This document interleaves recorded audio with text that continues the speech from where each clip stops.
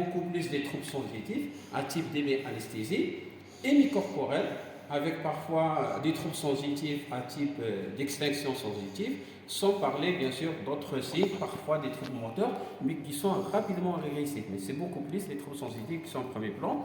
Les hématomes temporales, c'est beaucoup plus les troubles du langage, la phasie de Wernicke, avec parfois des crises d'épilepsie, et qui peuvent bien sûr orienter, être inauguraux d'un AVC hémorragique. L'atteinte des noyaux hydriques qui représente aux alentours de 50%, donc on a atteint des branches lenticulostriées, donc de l'artère cérébrale moyenne. Le thalamus, c'est beaucoup plus les atteintes thalamo-capsulaires, mais au début, elle peut se limiter au niveau du thalamus, donc on a beaucoup plus des troubles sensitifs et qui peut, bien sûr, lorsqu'il y a diffusion de l'hématome, on peut avoir des troubles moteurs assez importants.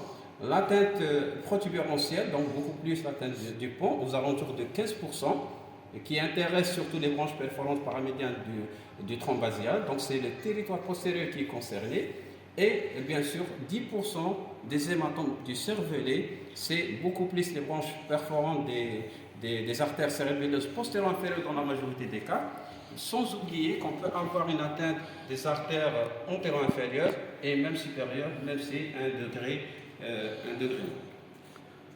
Donc ça, c'est les différents territoires qu'on vient de le citer.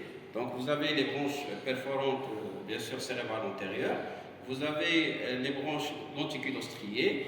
Vous avez les branches paramédianes, bien sûr, du thalamus. Et vous avez les branches paramédiales, bien sûr, du tronc cérébral. Et les branches paramédianes des artères postéro-inférieures.